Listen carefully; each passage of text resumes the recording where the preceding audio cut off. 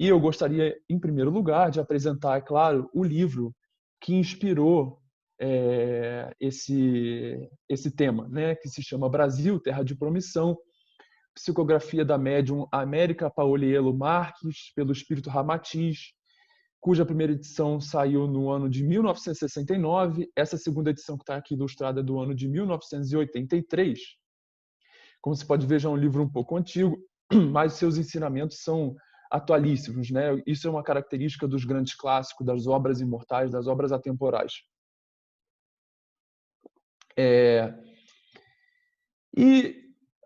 Para a gente entender um pouco melhor o que é essa obra, que está disponível na internet para download, para quem quiser buscar facilmente, só colocar o título, vai achar links. Inclusive, eu posso compartilhar depois. Essa obra foi nos trazida pelo espírito Ramatiz, que é um espírito que faz um trabalho importantíssimo aqui, especialmente no nosso país, um ser superior que orienta muitas casas espíritas, né, aqui no nosso Brasil, com uma abordagem um pouco diferente da linha tradicional do espiritismo, uma abordagem mais universalista, com elementos mais esotéricos que se aproximam bastante da abordagem, né? E o que nós temos de informação é que ele teria tido já várias encarnações aqui na face da Terra. Esse nome Ramatiz teria sido oriundo de uma encarnação dele como um mestre indiano. Ele também teria estado encarnado no momento da fundação da Sociedade Teosófica junto a Helena Blavatsky como mestre Kuthumi, e outras, enfim, informações que existem por aí sobre Ramatiz, que nós não temos exatamente uma confirmação, mas a seriedade das casas que desenvolvem o trabalho desse ser nos podem já dar um indicativo de que realmente ele desempenha um papel seríssimo na espiritualidade superior. O contexto dessa obra, mais especificamente, é o momento de grande pulsar do movimento espírita, né, aqui no Brasil, e de outros movimentos espiritualistas, o nascimento de várias linhas espiritualistas aqui, e também essa obra vem elucidar muitos trabalhos, obras, profecias que já haviam sido proferidas séculos, milênios anteriormente, sobre o papel do Brasil como um país destinado, né, predestinado a ser o berço da nova raça, a ser uma terra realmente especial para a nova humanidade que surgirá no fim da transição dos nossos tempos, né, da nossa quinta raça raiz, para uma nova raça, em termos mais ligados ao espiritismo, né, da gente saindo de um planeta de provas e expiações para um planeta de regeneração. E nesse contexto, essa obra é bastante esclarecedora.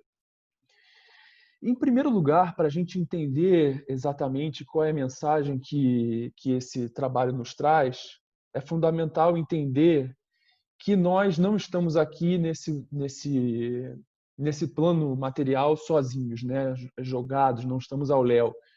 O nosso mundo, a nossa humanidade é o tempo inteiro amparada pelo que nós chamamos da grande fraternidade da luz, ou também conhecida como a grande fraternidade branca, que é o conjunto de mestres ascensionados, ou seja, seres que já conseguiram suplantar as dificuldades desse mundo encarnado que nós vivemos, né? Se desenvolver seus corpos físico e metafísico a tal ponto que eles não estão mais ligados a esse ciclo de encarnações em que nós estamos.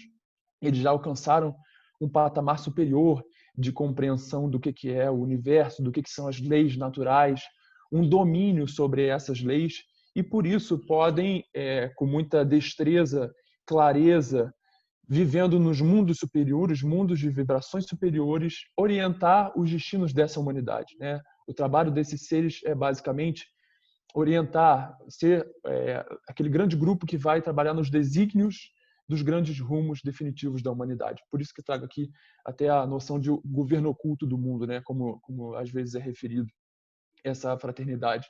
Tamanha é a influência que ela exerce, direta ou indiretamente, nos destinos da nossa humanidade encarnada.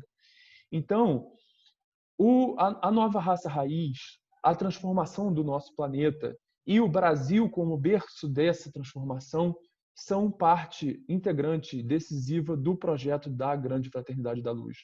Então, é sob esse viés que nós devemos entender essa obra, né? Como algum alento de informações a respeito do que é esse grande projeto da Grande Fraternidade da Luz para o nosso país, para a nossa humanidade como um todo. E além disso, não por acaso, nós temos uma série de profecias, de falas, enfim, pronunciamentos ao longo da história a respeito do Eldorado, da Terra Dourada, do país do futuro, aquela terra berço da raça dourada, né, que vai resplandecer com toda a sua luz, com toda a sua força, todo o seu poder, a luz do Espírito, né, os poderes latentes no ser humano. E que, de fato, vai ser a nova raça raiz, quando nós sairmos desse nosso período de materialismo e seguirmos para uma raça, uma nova humanidade que, de fato, vivencie, coloque em prática, esteja em harmonia com as leis naturais e com a espiritualidade superior. Dentro desse contexto, eu destaco 3 profecias principais que têm a ver especificamente com o nosso país, né? Que foram elaboradas em momentos históricos diferentes. Então, a primeira a que eu faço referência foi proferida pelo 13º Dalai Lama, né? Que foi o antecessor do atual Dalai Lama, né? Que é o 14º, já tem seus 83 anos. Lá nos idos dos anos 20, o 13º Dalai Lama falou o seguinte: contudo, a grande luz espiritual que há séculos brilha sobre o Tibete não se apagará. Isso ele falando prevendo já a invasão da China sobre o Tibete e todo o processo de opressão que a civilização tibetana sofreria. E seguindo, essa luz aumentará, difundir-se-á e resplandecerá nas terras da América do Sul e principalmente nas terras de Ofusan, que é o nome em chinês para Brasil, né? O nome velado, simbólico, onde será iniciado um novo ciclo de progresso com a nova 7ª raça dourada. Além dessa previsão, nós tivemos também muito conhecida a profecia de Dom Bosco, né? Que teria tido um sonho profético lá em 1883, ainda da chegada da Ordem Salesiana aqui ao Brasil, que relatou um sonho em que ele sobrevoou toda a América do Sul, desde as cordilheiras lá dos Andes até o Oceano Atlântico. E durante essa experiência ele viu, né, que entre os graus 15 e 20, né, os paralelos, aquelas linhas imaginárias, né, que dividem o nosso planeta, entre os graus 15 e 20 existia um seio de terra bastante largo e longo, que partia de um ponto onde se formava um lago. E então uma voz me disse repentinamente: quando vieres escavar os minerais ocultos no meio desses montes, surgirá aqui a terra da promissão, fluente de leite e mel. Será uma riqueza inconcebível. E nós sabemos que a profecia de Dom Bosco foi um dos fatores decisivos para a própria mudança da capital nacional para a região centro-oeste, né, mais especificamente para Brasília, e isso é muito destacado na história de Brasília também. Por fim, nós temos a profecia de Chico Xavier, que fala muito sobre esse período de transformações que nós iremos viver, que nós estamos vivendo, na verdade, né? Inclusive tem uma obra dele que ele psicografou, elaborado pelo espírito Humberto de Campos, também nessa mesma linha da obra de Ramatiz, que é Brasil, Brasil, coração do mundo, pátria do Evangelho, e que segue mais ou menos essa mesma linha da abordagem de Ramatiz, com um pouco mais de abordagem histórica. Chico Xavier disse o seguinte: e então, por fim, nós brasileiros ofertaremos a eles, nossos irmãos na carne, os mais altos valores de espiritualidade, que, mercê de Deus, entesouramos no coração fraterno e amigo de nossa gente simples e humilde, essa gente boa que reencarnou na grande nação brasileira para dar cumprimento aos desígnios de Deus e demonstrar a todos os povos do planeta a fé na vida superior, testemunhando a continuidade da vida além túmulo e o exercício sereno e nobre da mediunidade com Jesus. Então, esses são alguns exemplos, né, de muitos, inclusive obras não espiritualistas, como, por exemplo, o livro Brasil, um País do Futuro, do escritor austríaco Stefan Zweig, que era um refugiado da época da guerra, um refugiado austríaco que escreveu sobre esse assunto. Foram várias as pessoas que, ao longo das eras, tiveram essa intuição. Isso, claro, não é por acaso. E é importante, então, a gente entender, dado esse cenário, essa relevância que nos é apontada, por que especificamente o Brasil? Né? É claro que nós temos limitação de entender os desígnios da providência divina, as razões exatas de porquê. Mas existem alguns elementos aos quais nós, felizmente, temos acesso que podem nos dar algumas orientações para tentar entender um pouco mais isso. Bom, eu separei aqui essa justificativa em dois aspectos principais. Primeiro, o Brasil é um país rico em centros, em portais de acúmulo de energia telúrica. Como a gente sabe, a energia telúrica é o próprio eletromagnetismo da Terra, produzido pelos movimentos da crosta terrestre, das placas tectônicas, e que se acumula em determinados locais com determinada composição mineral, que favorece essa acumulação. E ali nós temos a oportunidade de nos conectar a nossa energia, a energia telúrica, a energia da Terra, para favorecer o nosso desenvolvimento espiritual, o desenvolvimento do nosso próprio campo eletromagnético, né? Então, o Brasil tem uma série de pontos, 7 pontos principais.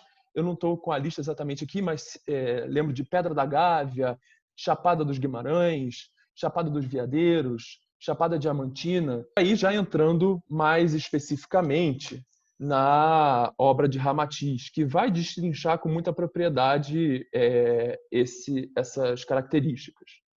Então, ele fala o seguinte: o povo brasileiro, por sentir-se desprovido das virtudes geralmente consideradas indispensáveis à formação de uma raça vitoriosa, furta-se a cristalização mental em torno de antigos vícios de um nacionalismo estreito e permite a penetração de valores de fraternidade inexistentes em outras coletividades. E aí continua, mais especificamente sobre as raças raízes que compuseram o nosso país. O negro infeliz, claro, por ser escravizado, o português degradado e o índio primitivo sofreram sempre o complexo de serem marginais da sociedade vitoriosa de seus irmãos terrenos e legaram ao povo brasileiro a herança de um atavismo racial feito de solidariedade recíproca, na qual busca defender-se em sua inferioridade da força avassaladora dos povos em evidência. É bem interessante nós analisarmos isso. E também eu trago aqui uma metáfora que é bem elucidativa que Ramatiz usa na sua obra, né? Que é uma metáfora das 3 criancinhas. Ele ilustra os povos do mundo como várias criancinhas brincando em um parquinho. E essas crianças estão brincando nesse parquinho sob a observação do Mestre Jesus. E algumas delas, representadas pelos povos mais privilegiados, supostamente mais avançados do ponto de vista material do nosso planeta, estavam lá super felizes e tudo e tal, vivendo ali, brincando, aquela brincadeira de criança. E essas 3 raças, o negro, o português e o índio, eram criancinhas tristes, que não faziam parte, não se sentiam integradas daquela brincadeira, né? E aí, por conta disso, sentindo a serenidade, a doçura do olhar do mestre, elas se aproximaram dele e seguiram sob a sua vigilância, seguiram mais perto, se acomodaram mais próximo do mestre, justamente por causa dessa dor que eles sofriam. Então, a partir daí, essa metáfora nos traz o seguinte, que foi justamente esse sofrimento das 3 raças tristes que permitiu que né, trouxe diferentes realidades íntimas muito penosas para os seres encarnados em cada uma dessas raças, que fosse possível neutralizar de alguma forma a hipertrofia dos princípios contrários ao amor crístico que os outros povos representam. que é o orgulho, o egoísmo, o preconceito racial, principalmente, não que no nosso país não exista, né, claro, e um excessivo materialismo. Essas como características muito marcantes dos povos mais avançados. Então, esses são os aspectos psicológicos que Ramatiz destaca da egrégora do povo brasileiro, na sua origem.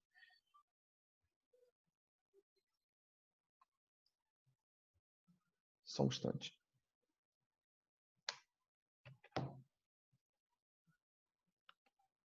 Sim. Bom, e aí, seguindo, nós temos também uma abordagem mais histórica, realmente, de como se constituiu a história do Brasil, a partir dessa seleção de povos que foram colocados aqui para, ao longo dos tempos, desenvolver uma sociedade que fosse capaz, de fato, de representar, de manifestar os princípios do amor crístico. Bom, Ramatiz coloca em primeiro lugar que não importa muito os fatos materiais, o que importa são os fatos que, em linhas gerais, imprimem um impulso capaz de modificar a situação geral do país diante da espiritualidade, né? Então, assim, algumas questões. A história do Brasil não foi construída ao sabor dos fatos, né? As pessoas que atuaram e vêm atuando aqui nesse nosso país agem impulsionados por reminiscências, ou seja, lembranças de planos pré-estabelecidos no espaço.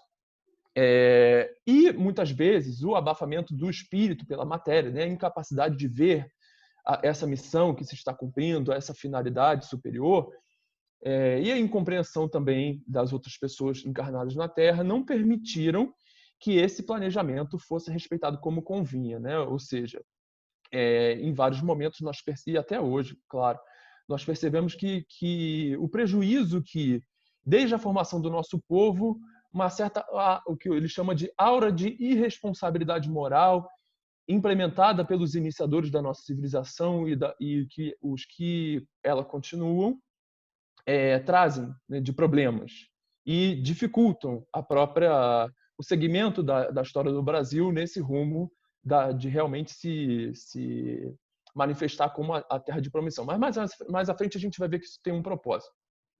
Uma coisa também interessante que ele fala e que acho que é muito importante para a gente entender de que forma esses processos acontecem, essa conexão entre a espiritualidade superior e o que acontece no nosso mundo encarnado. Ele fala que é frequente que os engenheiros, que são esses planejadores, que são os espíritos superiores, precisem transigir com a imperfeição da obra, em virtude da ineficiência do pessoal especializado. Mas ele fala, né, que isso não impede que novos obreiros sejam preparados para futuras retificações e eles devem procurar com afinco um nível mais alto de realização, né? Então, assim, a gente se dá conta que, de fato, os espíritos mais elevados não vão resolver tudo. Eles são responsáveis pelos níveis críticos de planejamento. A execução depende de outros, depende de nós, depende daqueles que vieram antes da gente, depende daqueles que vêm depois da gente. E que raramente dispõem do mesmo nível de perfeição. Então, por isso, as suas ações devem e precisam muitas vezes ser ajustadas, né? Só antes disso, só um comentário também, é que, assim, então, analisando a história do Brasil, Ramatiz coloca que não se pense em privilégios ou pretensões descabidas quando se vai pensar no futuro da Terra do Cruzeiro, né? Pensar no futuro do Brasil. Muito pelo contrário, são experiências aflitivas, profundas amarguras espirituais que são impostas àqueles que são os vanguardeiros do bem na Terra, né? Na verdade, os sacrifícios e dificuldades que nós, como brasileiros, temos que enfrentar são proporcionais ao bem que o nosso país vai espalhar quando, de fato, se converter em terra de promissão. E, dada a circunstância que a gente tem no nosso mundo atual, a gente sabe que o desafio é muito grande. Nós temos que passar por muita coisa antes de conseguir alcançar um estágio mais elevado. E aí, nessa narrativa, o autor coloca mais especificamente a questão da grande mistura de raças, né? Ele tenta explicar o cenário de composição do país sobre dois aspectos: o aspecto racial e o aspecto das almas aqui encarnadas. Então, vamos primeiro para esse aspecto racial, que é o aspecto mais externo, mais relacionado à personalidade. Bom, ele usa muito a metáfora do cadinho, né? Quem conhece química, quem lembra disso da época do colégio, sabe que o cadinho é um recipiente em que você mistura diferentes substâncias, né, para produzir uma determinada reação química, em que você faz uma fusão, como aqui acontece nessa fundição, né, representada por essa fundição. Então, é interessante, ele fala as seguintes questões. Primeiro, que a temperatura da aprovação na Terra, nos momentos que se aproximam, ou seja, isso falando lá em 69, né, nos momentos que nós estamos vivendo hoje, vai ser tão alta que os valores humanos acumulados em todas as latitudes vão se fundir, vão se misturar para se derramarem em moldes mais adequados, né? E purificados ao calor da prova, vão poder se tornar úteis para uma civilização consciente das verdades até então negadas. E uma questão que é muito legal da gente pensar e que é pouco abordada em geral nos estudos espiritualistas é assim, de que raças e pátrias são escolas de currículos diversos. Então nós, enquanto almas, espíritos, seres metafísicos que viemos aqui e assumimos as vestes carnais, vamos nos colocar nesse planeta escola em uma, digamos assim, em uma universidade que tenha um currículo de acordo com aquilo que nós precisamos enfrentar, de acordo com aquelas qualidades que nós precisamos desenvolver, os desafios que nós precisamos superar, né? Então, o que ele fala é que o espírito aprimora suas tendências ao contato da força constrangedora que constitui a aura magnética de cada povo. Então, a mensagem espiritual de uma raça significa apelo ao desenvolvimento de determinadas aptidões preponderantes em seu ambiente psicológico. E quanto maior o número de raças nas quais o espírito age encarnado, mais possibilidades ele terá de manifestar suas percepções e habilidades de forma mais sofisticada. E a ideia do Brasil como como esse grande recipiente, como esse grande cadinho, é de juntar esse caldo de cultura, né, de colocar em um local que tem grandes condições materiais, as nossas riquezas naturais, toda essa riqueza de energia telúrica, de energia sutil que está aqui, né, especialmente colocada para nós, para que nesse local venham elementos de todas as culturas, de todos os credos, de todas as raças, né, a formação de uma nação agregadora, marcada pela fraternidade, pela solidariedade. Porque no meio de toda essa mistura, você dilui os elementos deletérios do nacionalismo exclusivista e começa a pensar numa abordagem mais universalista, mais solidária, mais fraterna, né? Que de fato é o objetivo. Todos nós somos almas, não somos simplesmente um brasileiro, um francês, um alemão. Todos nós estamos aqui nesse planeta com um objetivo, né?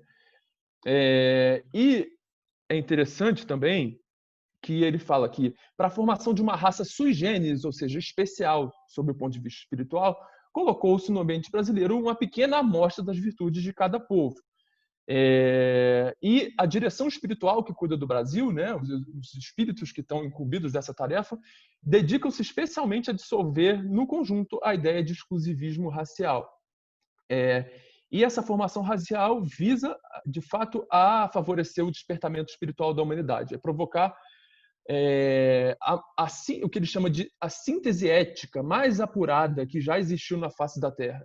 Todos os povos, cada um com o seu currículo, cada um com aquilo que tem de valioso, estão sendo chamados a colaborar para a formação do que ele chama dessa aura padrão do porvir, né? A formação dessa nova era de solidariedade, de fraternidade.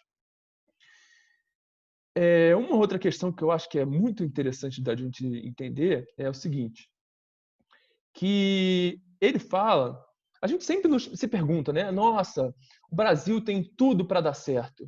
O Brasil é um país riquíssimo. O Brasil é maravilhoso.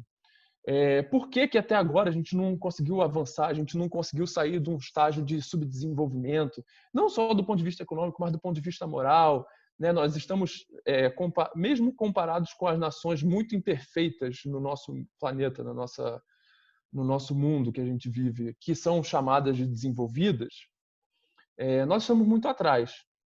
E a Matiz vem nos esclarecer que isso tem um propósito. Ele fala o seguinte, né, que se preservou o ambiente brasileiro, de um progresso imediato e inoportuno, pois, além de esgotar-lhe prematuramente os recursos, né, esses recursos de que nós falamos, consolidaria a sua psicologia coletiva nos moldes indesejáveis de uma era de incompreensão e invigilância. Ou seja, a ideia é dar uma segurada no Brasil. O Brasil precisa, de fato, despontar quando for a hora certa. Quando for a hora certa de que esses valores superiores que estão se tentando, que a espiritualidade superior está tentando gerar através de todo esse projeto, né, possa se manifestar. Então, é uma maturação de longo prazo. É diferente de, por exemplo, dos Estados Unidos, que também foi um país colonizado e tem também recursos naturais e se desenvolveu muito mais rápido do que o Brasil, né? É interessante a gente analisar sobre essa perspectiva para ter um pouco mais de noção de por que as coisas acontecem de uma determinada forma ou não, né? E de ter, às vezes, um pouco mais de calma, um pouco mais de perspectiva ampla na nossa análise das questões do nosso mundo. Bom, além da perspectiva mais exterior, quem são essas almas que se manifestam aqui no nosso país? Ele esclarece que, na verdade, são tipos diferentes, né? Claro, toda essa mistura, mas existem digamos, dois grupos principais. Primeiro, um estado maior, que eles chamam, entre aspas, de estado maior de almas conscientes dos seus deveres espirituais e que optaram por encarnar aqui no Brasil para cumprir com essa tarefa, para ajudar a espiritualidade superior nesse projeto. E outro, de almas que são mais simples, ainda trôpegas nesse caminho de desenvolvimento espiritual, mas que desejam adquirir as virtudes evangélicas já alcançadas por esses espíritos que vieram deliberadamente, né? Ou seja, realmente é um cadinho, é uma mistura de alguns irmãos que já estão com uma visão um pouco mais avançada, que já colaboram de forma mais direta com a espiritualidade superior, que são verdadeiros braços direitos dos mestres de sabedoria aqui encarnados, e outros que querem seguir esse caminho e que por algum tipo de, digamos, moedas cósmicas que ganharam no passado, né, estão tendo mais uma vez essa oportunidade, está sendo dada essa oportunidade a esses seres. Até porque, como Ramatiz sempre ressalta, a ideia não é se criar um país, uma elite espiritual ou algo do gênero, isso não seria desejável. Né? O que se deseja é que toda a humanidade consiga caminhar junta e que essas almas ainda mais simples, ainda mais envolvidas na materialidade, possam seguir o espírito de outras que já estão mais avançadas no caminho. Né? E ele fala também o seguinte, interessante sobre isso, que desde o elemento supercivilizado, exilado de capela, né, que nós sabemos que parte da nossa humanidade corrente, da nossa quinta raça raiz, são seres que foram exilados de um planeta em que habitavam e que passou a ser um planeta, digamos, um nível vibratório superior. E essas pessoas não se coadunaram mais com aquele espectro vibratório e vieram aqui para a Terra para continuar a sua experiência. Então, desde o exilado de Capela até o rudimentar originário deste próprio planeta e todas as variações decorrentes dos experimentos causados pelas necessidades evolutivas do que se convencionou chamar a humanidade terrena, estão aqui no cadinho do ambiente brasileiro, né? E também, o que é interessante é que ele nos traz uma comparação, ele sempre faz, e esse próprio termo terra de promissão é sempre uma alusão à Bíblia, né? A expectativa dos hebreus por Israel como terra de promissão, a terra né, em que eles iam de fato viver a aliança prometida com Deus, em que os mandamentos de Deus iriam se fazer valer, né, e que eles iam construir uma comunidade de fato abençoada. Então, do ponto de vista histórico, o Ramatiz faz uma comparação das pessoas que deliberadamente fazem parte do Brasil, que deliberadamente escolheram encarnar aqui nesse país, como os novos cruzados, né? Como a gente sabe, os cruzados foram as cruzadas foram movimentos cristãos para resgatar as relíquias, resgatar a Terra Santa, né? Que estava na mão dos árabes, dos muçulmanos à época. Esse trabalho de defesa da fé cristã, né? E nesse caso, ele comenta sobre isso.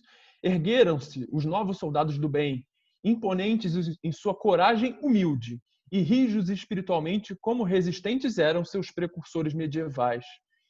Entregaram-se à tarefa, prontos a tudo sacrificar no sentido de plasmarem os primórdios da nova era, né? E um trecho que eu destaco e já apresento aqui no slide, que eu acho que é fundamental que a gente possa ler junto. Presentes na formação espiritual do povo brasileiro, encontram-se, como não poderia deixar de ser, todos os espíritos que se apresentaram à direção espiritual do planeta como novos cruzados, dispostos a servir à sombra da bandeira majestosa de Ismael. Lembrando que Ismael é aquele ser que no livro do Chico Xavier, Brasil, Coração do Mundo, Pátria do Evangelho, falado como o grande mentor espiritual do Brasil, o grande gestor desse projeto brasileiro, sob a observação, a supervisão direta de Jesus, né? Então, como sucedeu àquele movimento histórico, o chamamento feito em relação à nova terra de promissão simbolizava uma conquista em nome do Eterno, visando resguardar sobre o solo brasileiro os tesouros do Evangelho que aí seriam introduzidos. Mas aí que vem o pulo do gato. Uma disposição, porém, diferenciava totalmente os novos cruzados dos antigos, né? As cruzadas foram extremamente violentas, como a gente sabe, e agora o momento é diferente. Antes de sacrificar a um só de seus irmãos em humanidade para atingir seus fins, dar-se-iam em verdadeiro holocausto, exemplificando diante das criaturas terrenas os legítimos objetivos do Cristo. Então, meus irmãos, nós que deliberadamente escolhemos fazer parte dessa nação hoje, estar aqui encarnados, por mais que nós enfrentemos dificuldades, seja difícil e às vezes a gente pense, nossa, como seria melhor estar em um outro lugar, nossa, como aqui é complicado. Nós escolhemos nos submeter a um verdadeiro holocausto. Só lembrando, a origem da palavra holocausto é um sacrifício de imolação, né? Sacrifício de por fogo a si mesmo. Isso tem um profundo significado simbólico, um profundo significado esotérico, que fica aí para a reflexão de cada um de nós, especialmente nesses momentos de dificuldade que nós estamos passando aqui no nosso país. O que foi o compromisso que nós assumimos?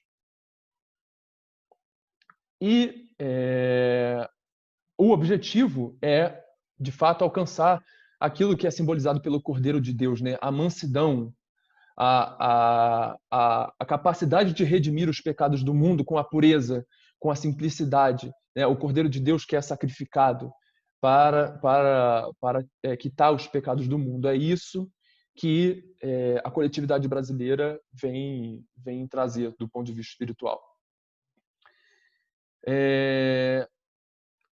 Além disso, ele faz uma metáfora muito interessante ainda sobre essa questão das almas, né, que estão encarnadas aqui no país.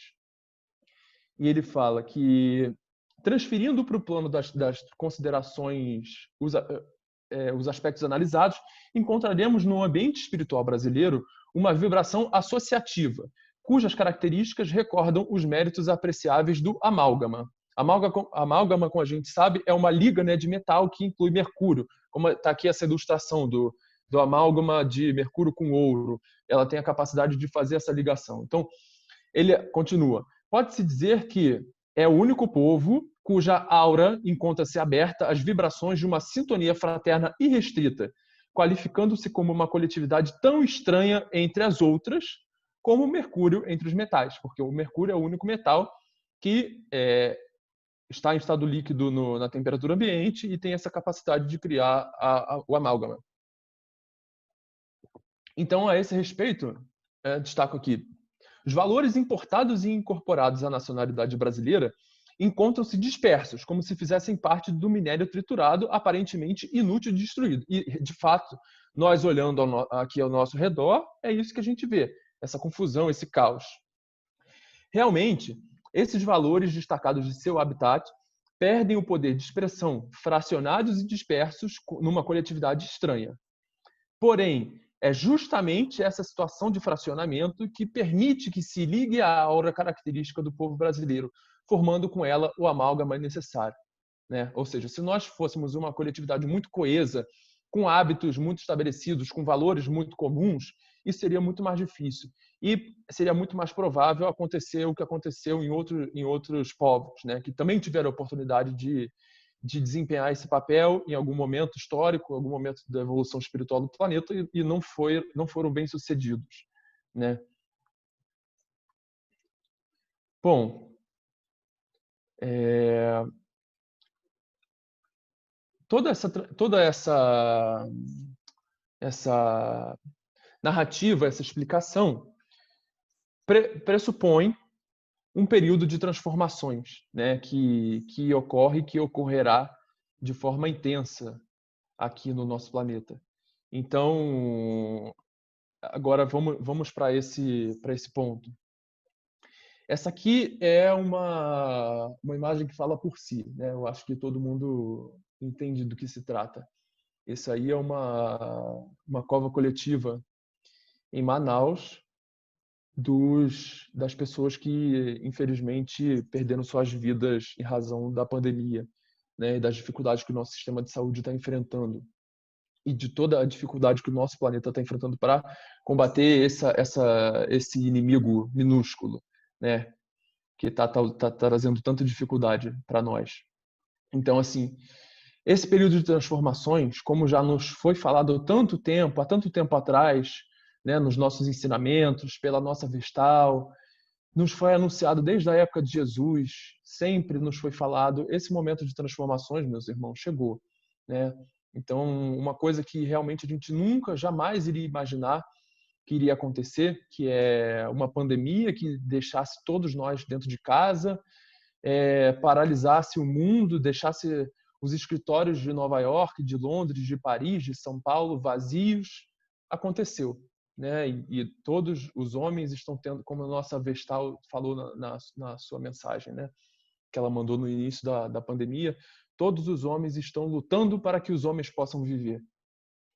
Então, é justamente isso, são as leis naturais se aplicando na sua medida justa e necessária para que o ser humano seja obrigado a rever os valores que nos têm conduzido até aqui, ser obrigado a mudar as suas atitudes, a mudar os seus conceitos, né? É isso que é a verdadeira transformação. E, infelizmente, está se dando e vai se dar com um sofrimento muito grande de todos nós.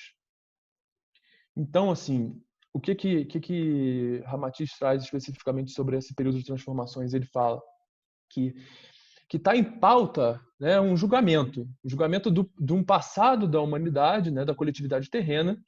Então, mesmo aqueles que no momento já se acham a caminho, ou seja, que já estão mais ou menos num caminho de evolução, já estão buscando, já acordaram, tomaram consciência dessa necessidade, vão ter que acertar suas contas com a vida, servindo de esteio para os que sofrem as consequências da tradição negativa que contribuíram para consolidar na Terra. Todos nós, em alguma medida, contribuímos para consolidar essa tradição, seja agora ou seja em vidas passadas, né? Então, desse modo, espíritos afeitos ao bem encarnaram em missão de despertamento espiritual. Em toda parte exercerão o papel de canais espirituais para as concepções positivas que devam ser despertadas para a liderança futura do mundo. Porém, Porém, essas almas não terão a força de deter os eventos apocalípticos, porque, inclusive, elas têm seu karma entrelaçado com o de seus irmãos menos esclarecidos, pela responsabilidade que lhes cabe na formação do panorama histórico da humanidade. Surgirão como servos da maioria desnorteada, servindo como condutores do rebanho desarvorado. E é isso, né, que nós temos visto, exatamente isso. E continua: no caos que se formou e que se agravará, a virtude para uns pode significar o trabalho aparentemente inútil de pegar os sonâmbulos, né, esses aqui que estão dormindo, e um que está aqui despertinho pode fazer alguma coisa. Né? Esses sonâmbulos que passam em atitudes semiconscientes, desvairados pela dor e pelo desânimo.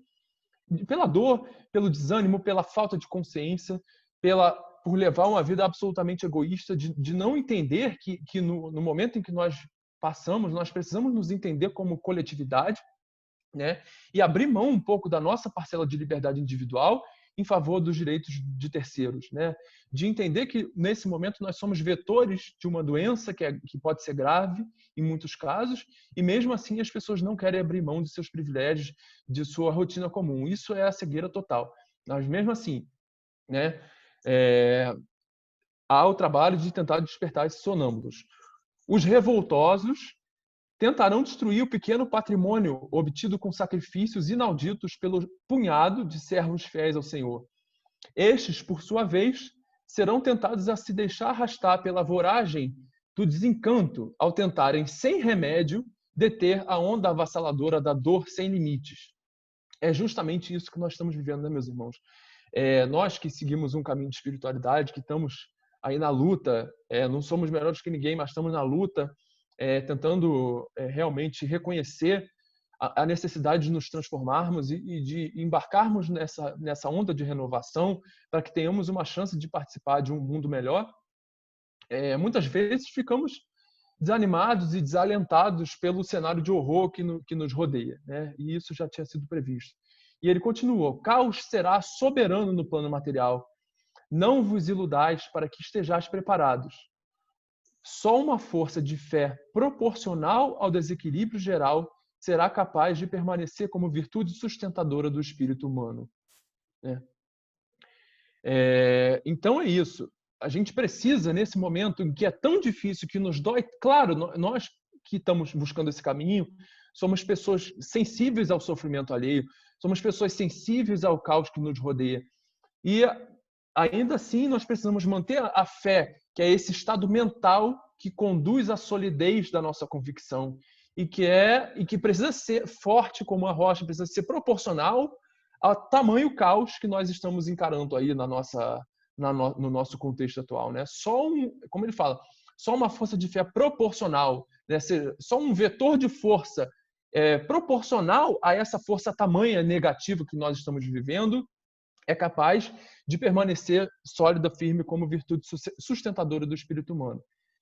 E ele fala: habituai-vos a exercitar a virtude positiva da fé como contraposição normal ao império aparente do erro. Exercitai a visão espiritual de tal forma que na derrocada do plano físico possais identificar as construções do espírito. Só aqueles que souberem ver com olhos de ver, né, conseguirão manter-se à tona, sobrepairando os abismos da dor. A mente e o coração equilibrados, né, como mostra essa imagenzinha, a mente e o coração equilibrados sustentarão o homem na grande transição. Notai que dizemos a mente e o coração, pois a simples capacidade de sentir a dor do outro, a dor do próximo, não será suficiente se a fé não sustentar, com a compreensão necessária, o desejo fraterno de servir. Meus irmãos, isso é absolutamente coerente com os nossos ensinamentos, os ensinamentos do nosso mestre instrutor, do nosso mestre Septenefilho. O que ele fala sempre? Mente fria e coração quente. Só através desse exercício diário, que é dificílimo, e aqui eu estou falando para mim, e tem sido especialmente difícil para mim, nesse contexto, manter esse equilíbrio, nós temos que ser fortes, né? Pensar nos desafios que os grandes seres que já passaram por esse plano, os grandes heróis que nós já tivemos aqui na face da Terra, passaram e conseguiram manter essa tranquilidade, manter esse equilíbrio, né, a gente tem que, de fato, se esgueirar nas palavras e nos exemplos que esses seres nos dão, porque senão vai ser difícil. E aí, acho que uma mensagem de esperança também em todo esse caos, e que eu quis destacar especificamente aqui esse trecho, né? Estou trazendo, minha intenção é trazer especificamente os trechos do livro, porque ele é de uma sabedoria ímpar, é de uma riqueza muito grande, e eu quero realmente que todos que estão acompanhando possam ter oportunidade de ler pelo menos os trechos que são mais relevantes nesse momento, são mais relevantes para a nossa abordagem, né? Então ele fala: os degraus sobre os quais os homens do terceiro milênio se apoiarão estão sendo preparados, por estranho que pareça, na posição contraditória do momento que viveis.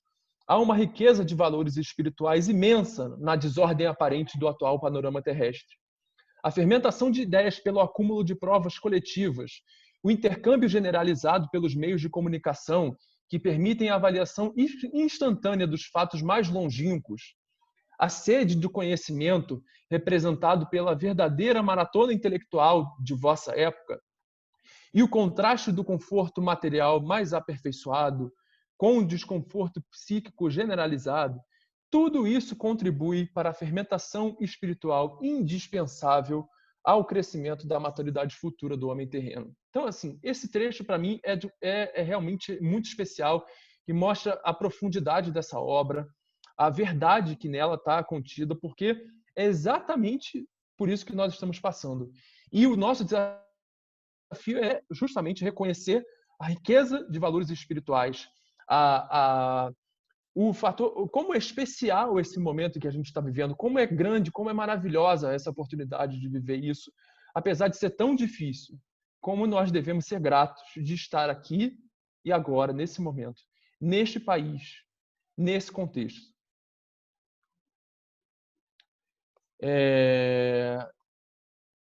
Uma questão fundamental para a gente entender, né, é o papel de liderança espiritual que o Brasil vai exercer, que o Brasil vai desempenhar em todo esse processo principalmente ele fala, né, no processo final da transformação, desse período de transição, desse verdadeiro apocalipse que a gente vai viver e estamos vivendo já. Então, bom, ele fala aqui, né, que o Brasil é como se fosse um oásis no deserto, né? Um deserto escaldante dos sofrimentos humanos, que tem chegado muitas caravanas de pessoas de várias origens chegando aqui e, assim, essas pessoas descarregando seus fardos, né, deixando-se ficar ao abrigo do sol e da sede, porque aqui tem muita água, aqui tem muito sol, aqui tem muita floresta. É toda esse papel de grande casa da humanidade que a formação natural do nosso país permite que seja exercida. E ele fala que, entretanto, por algum tempo, esse conjunto, essa casa, essa terra de promissão ainda vai estar confusa, ainda vai estar sem coordenação, apesar de que todas as engrenagens relevantes para o plano espiritual estão ali, né? Estão se desenvolvendo ao longo do tempo. Então, assim, o que ele fala aqui? O reconhecimento do Brasil como terra de promissão só vai vir após o período das grandes provações. Durante esse período ainda, durante essa transição, digamos, o Brasil vai ser encarado ainda só apenas uma mera tábua de salvação, né? Como aquele lugar onde as pessoas podem se refugiar, mas não exatamente os valores que são propagados pela coletividade brasileira vão ser internalizados, né? Então, o que vai fazer com que isso mude? Vai ser a impossibilidade total de reajustar os valores negativos da civilização atual, né? Quando realmente a coisa cair por terra, quando ele fala, né, o homem voltar a se preocupar com a sua própria segurança pessoal, com o próprio pão de cada dia, e deixar desse ambiente de orgulho, de vaidade, que realmente vai se voltar para os valores do espírito. Infelizmente, não vai ter outro jeito. Então, ele fala que Só quando o panorama espiritual do planeta atingir os momentos cruciais da aprovação, também a alma coletiva brasileira despertará, porque hoje a gente tem evidente noção de que também não despertou. Esses valores estão aí como semente, como coisa latente, como elemento de destaque da egrégora desse conjunto de formas de pensamento que uma coletividade, que um povo, uma nação constitui. Mas ele não desempenha papel ainda central. Tanto que nós convivemos com vicissitudes, com problemas todos os dias, né? E o nosso país ainda é uma grande bagunça. Então, só vai despertar quando nós formos sacudidos pelo impacto da necessidade de uma reação de conjunto, né? Capaz de permitir a realização do trabalho para o qual nós somos predestinados. Então, ele fala, e essa frase é interessante, quando o Brasil deixar de ser o selvagem arredio e bisonho aos olhos dos outros, né, esquecido por seus irmãos no fim das paragens da terra, a prova definitiva estará sendo feita. Né? E se o Brasil não se inebriar com a força e o poder que lhe são atribuídos, como ele antes fala que aconteceu com o povo hebreu, lá na época de Israel, então terá a alma suficientemente aberta para continuar sendo mensageiro portador das meigas instruções do Nazareno. Né? E é interessante que isso significa, né, esse processo inclui severas aflições às quais o Brasil é submetido. Né? Então, assim, não nos deve espantar, não nos deve surpreender o fato de pensar, nossa, certas coisas só acontecem no Brasil, isso é uma jabuticaba, só tem no Brasil, o Brasil é uma bagunça. Realmente, o Brasil está passando por aflições por quê? Porque, pela lei natural, o homem se identifica com aquele que partilha as suas dores, ou seja, só o Brasil passando pelas dores que as outras nações, as outras grandes nações vão passar, é que ele tem autenticidade, né, de se colocar como líder. Esse líder precisa ter passado por todas essas dificuldades, né? Então ele fala, o líder deve estar submetido às mesmas aflições e necessidades, só que com a diferença de que possui uma visão mais avançada, no limite suficiente para fornecer-lhe diretrizes, sem isentá-lo por completo das deficiências características de seus liderados, né?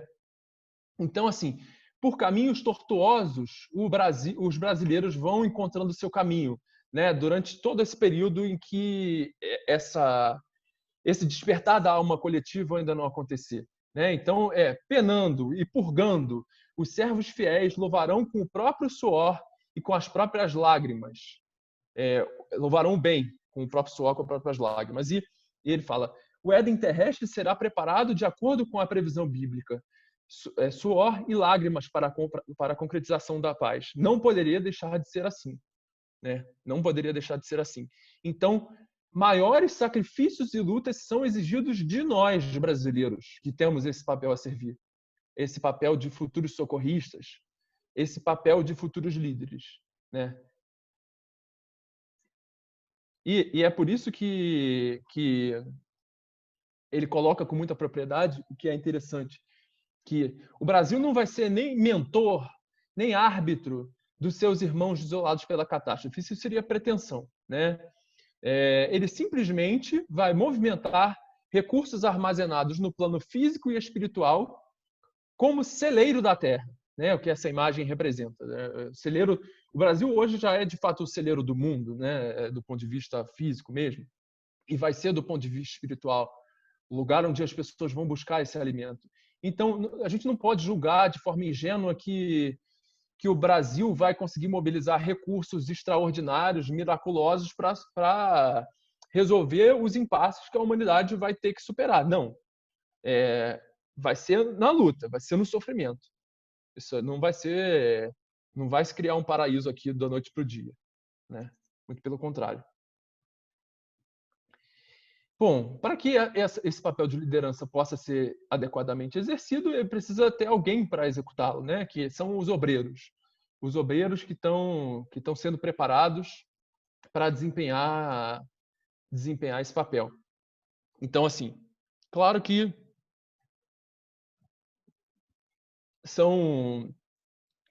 a gente sabe que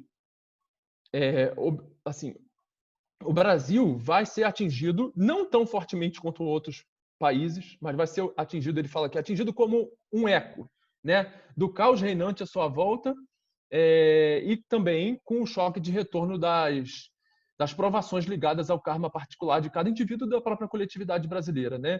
Então, assim, obedecendo à lei de causa e efeito, os espíritos que precisam de um expurgo, precisam de um maior sofrimento para reabilitação, vão ser atraídos para os locais onde esse tipo de provação específica vai ser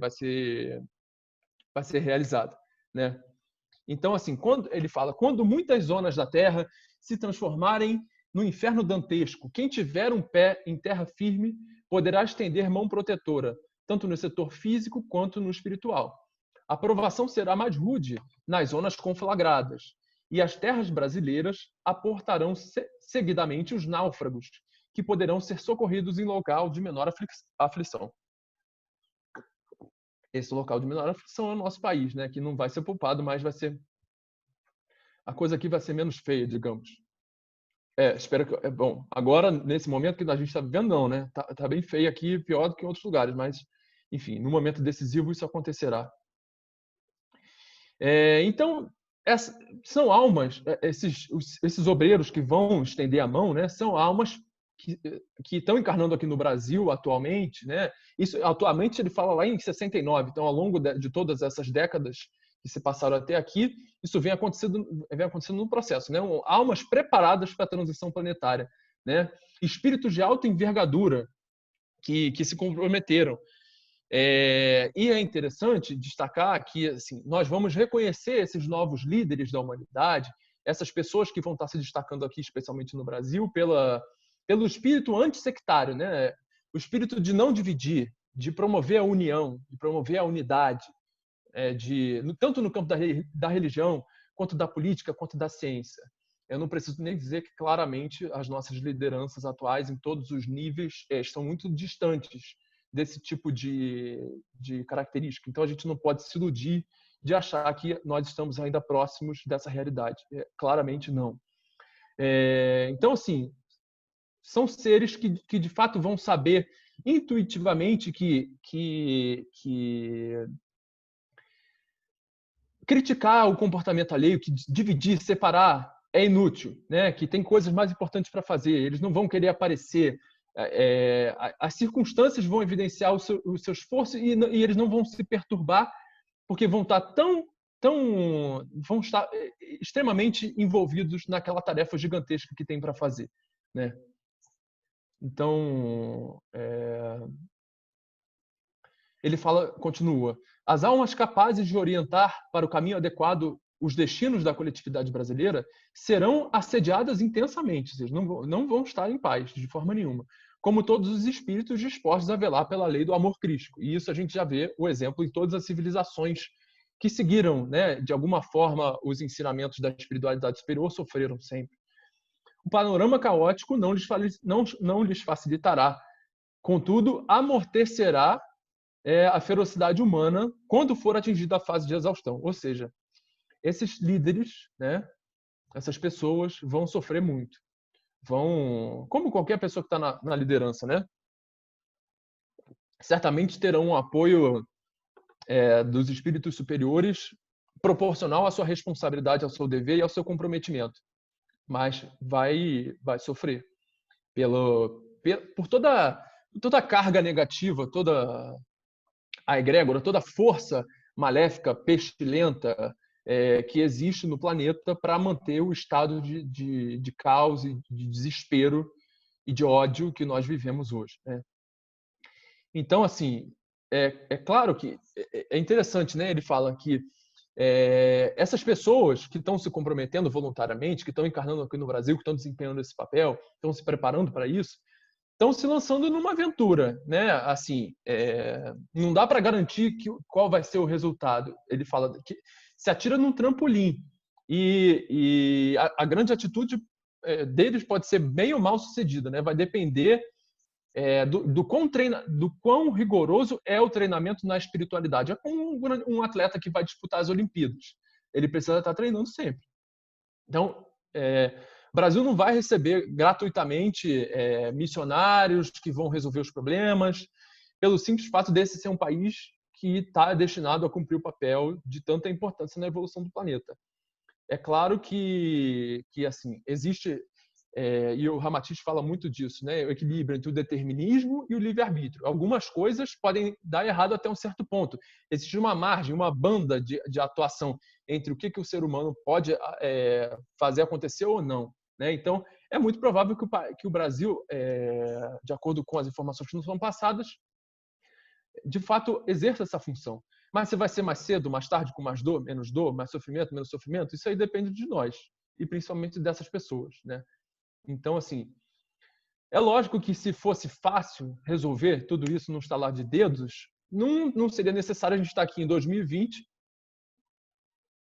Eita, o que houve?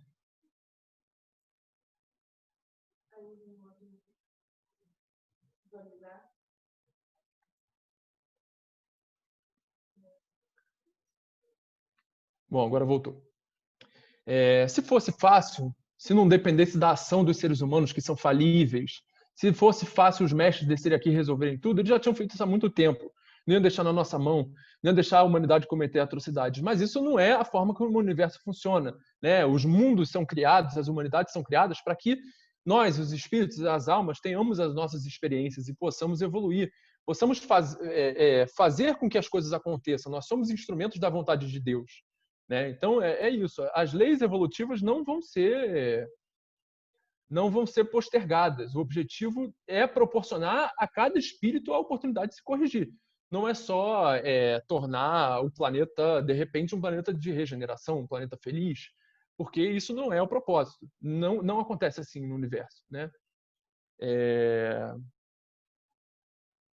Então, assim, a normalização, toda essa evolução, todo esse crescimento vai depender da harmonização de cada célula do grande organismo espiritual e material do planeta. Né? É isso. É cada um fazendo o seu trabalho. E isso vai resultar numa egrégora mais positiva, né? Mais benfazeja.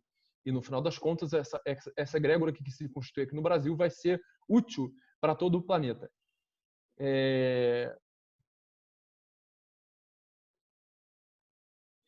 E, bom, ele fala aqui, né, que no momento em que isso, que esse papel for de fato exercido, que toda essa transição já tiver ocorrido, o Brasil já não vai ser mais a terra dos brasileiros, mas o porto seguro da humanidade, né? Vai ser a verdadeira terra de promissão, independentemente da origem. E essa imagem aqui, essas cores conjuntas, refletem uma figura de linguagem que ele sempre usa, que é a do da mistura de cores, né? Da mistura de cores que essa civilização, essa nova civilização vai trazer, ou seja, ele traz através da simbiose gradativa entre o psiquismo utilitarista do estrangeiro atormentado, e a indolência poética e risonha do brasileiro, desperta repentinamente para novas realidades sociais, uma força renovadora deverá surgir, né? E é isso. A terra de promissão em que o Brasil se verá transformado. Só um minuto que a minha câmera desligou por alguma razão, eu vou tentar resolver.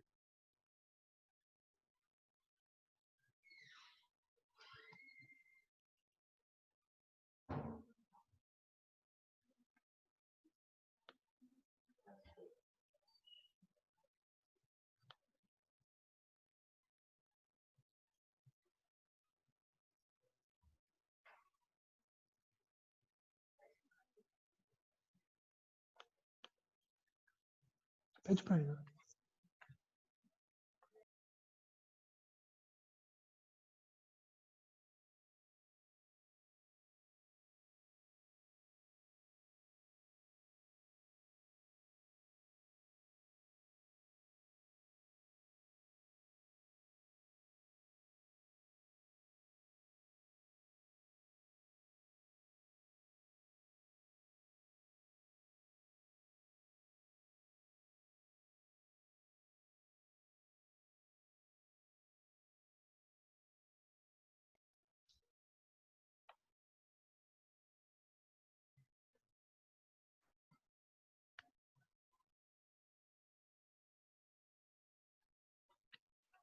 Bom, agora sim. Agora sim. Agora sim, voltamos. Só para retomar aqui, né? Ele fala que dessa questão do Brasil se tornando de verdade a terra da promissão e o que isso traz, né? Que a terra brasileira vai ser o palco de uma nova odisseia bíblica, como a nova vista como a nova terra de promissão. Terá na humanidade desterrada dos princípios espirituais uma réplica do povo hebreu sedento de paz no paraíso terrestre, né? Então, aqueles que conseguirem reconhecer Jesus na tradição espiritual veiculada pelo povo brasileiro, avesso às intransigências seculares de outras civilizações, terão a oportunidade de se inscrever entre os mansos e pacíficos e herdarão a terra, né? É isso que ele fala aqueles que é necessário deixar para trás os erros da civilização materialista e proclamar os arautos do bem incondicional, né? Porque material e espiritualmente o Brasil está aparelhado para cumprir essa missão. Agora, daí em diante é tarefa de cada um.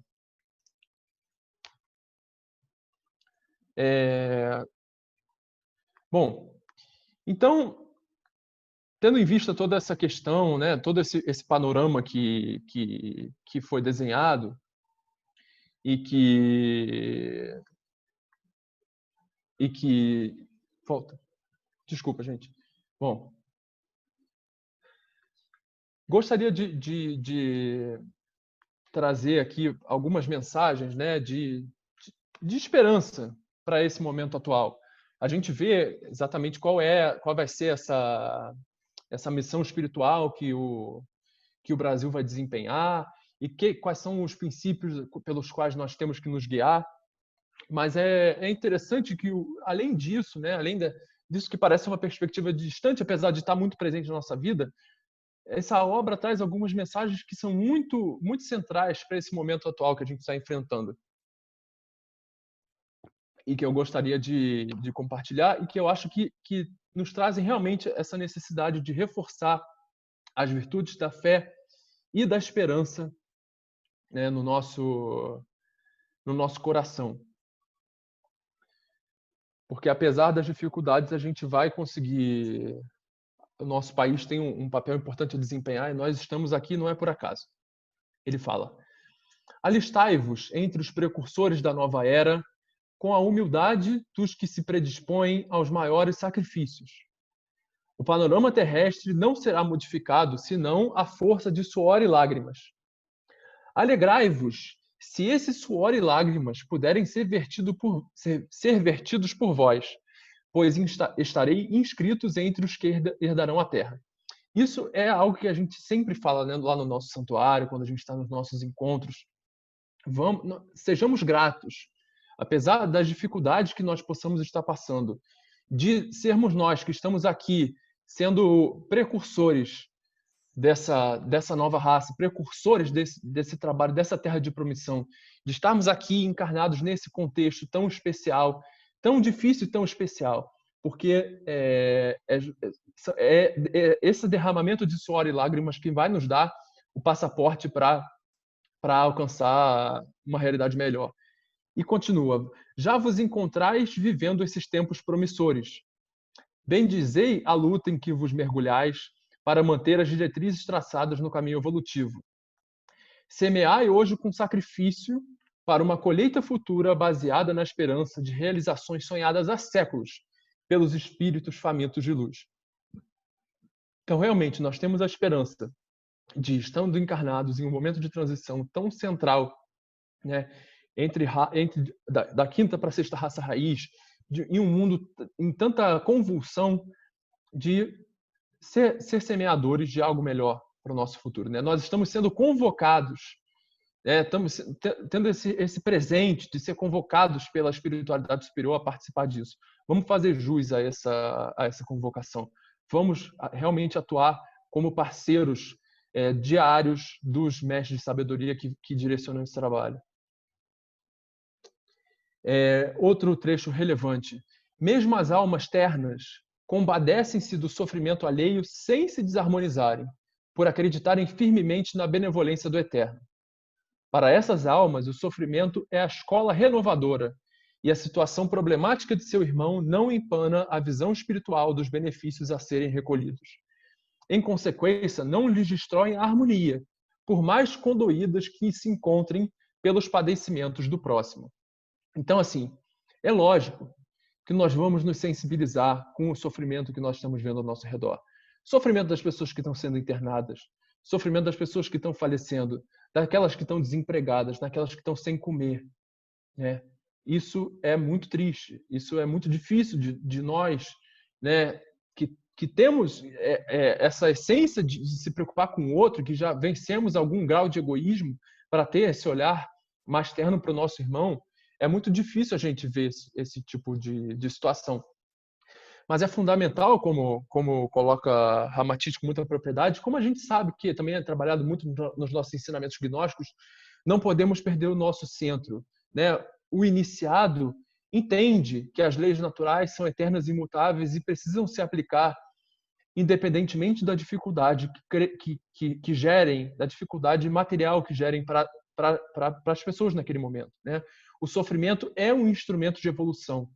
Ele não é apenas uma condenação, né? Então, nós que temos a visão de que há vida após a morte, de que há todo um caminho a se seguir aí ao longo do universo de evolução espiritual, não podemos nos desesperar, né? Perder a nossa harmonia interna, a nossa paz, a nossa serenidade em ver o mundo pegando fogo ao nosso redor.